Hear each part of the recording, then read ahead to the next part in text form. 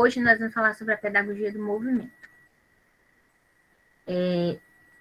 Então, é uma pedagogia que vai estar construindo aí bases teóricas, bases metodológicas em torno de como esse movimento se torna um sujeito pedagógico no processo de ensino-aprendizagem dos sujeitos.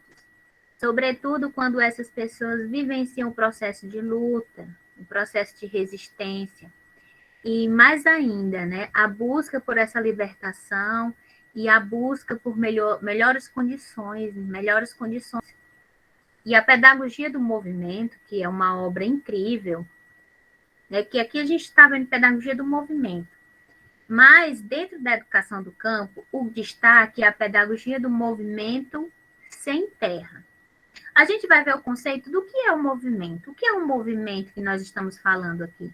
Mas dentro da educação do campo, qual é o destaque para esse movimento? É um movimento em torno da luta por educação? É um movimento em torno da luta por terra, por reforma agrária? O que é aí a base em torno desse movimento?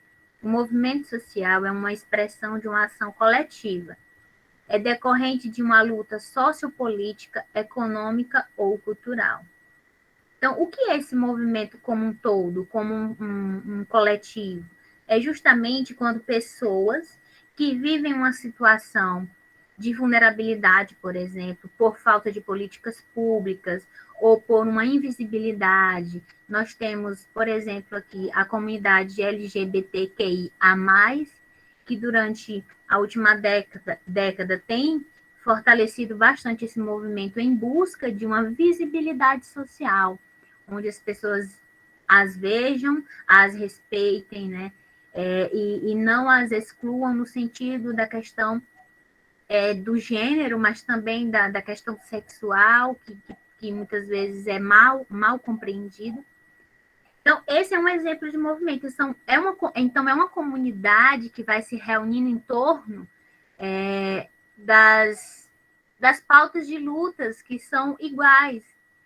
São pessoas que, durante muito tempo, viviam uma exclusão, homofobia, transfobia e tudo mais. Então, elas vivenciam uma pauta de luta iguais, que é essa visibilidade. Nós queremos visibilidade, respeito, nós queremos que as políticas, por exemplo, as políticas públicas considerem essa questão de gênero, porque se eu sou uma mulher trans, por exemplo, eu quero entrar na universidade com o meu nome de mulher, e não com o nome que me registraram no momento do meu nascimento.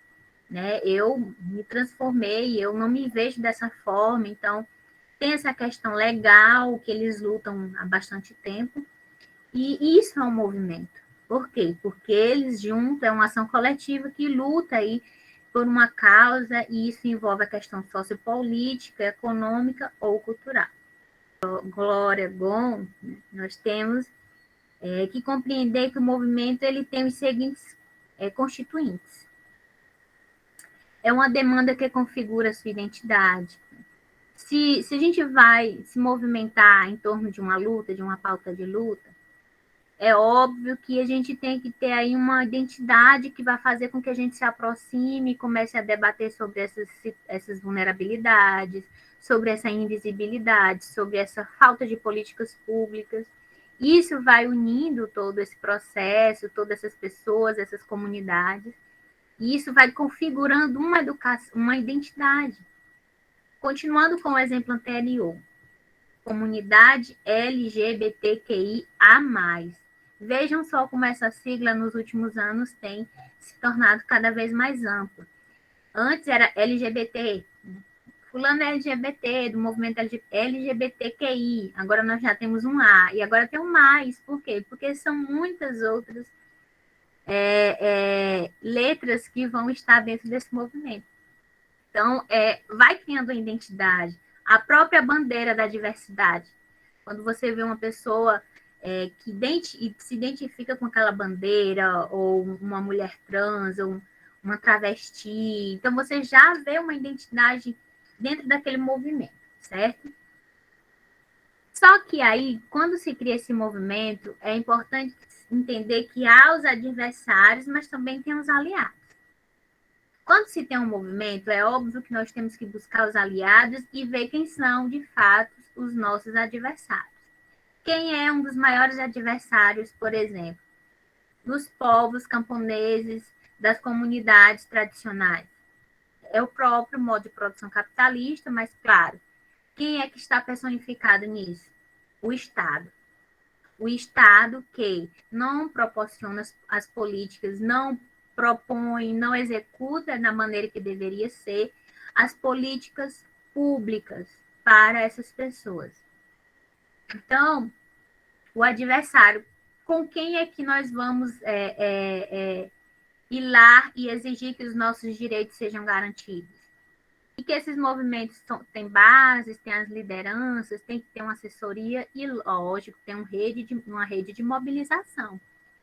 Hoje nós temos um contexto muito favorável para essas mobilizações, que são as redes sociais.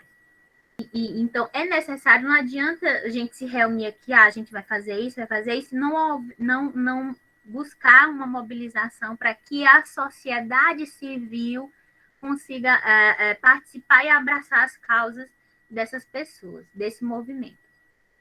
Tem práticas comunicativas diversas que vão da oralidade direta aos modernos recursos tecnológicos, que é isso que eu falei. Então, tem projetos ou visão de mundo. Não adianta dizer, eu faço parte do movimento tal. Né? Qual é a perspectiva na questão ideológica que esse movimento está fortalecendo?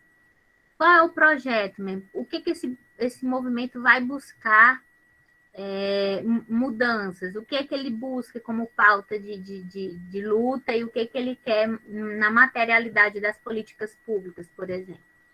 Então, não é só dizer assim, vamos fazer um movimento aqui, tem que ter todo um planejamento e uma organização. Não é uma coisa assim que vamos nos reunir hoje e amanhã vamos lá fazer uma manifestação. Tem toda uma organização, um planejamento, eles se reúnem várias e várias vezes para poder chegar àquele momento de manifestação. Alguém vai ficar no front, alguém vai fazer isso, quem vai segurar as bandeiras, quem é que vai entrar em diálogo com a pessoa com quem nós estamos tentando dialogar.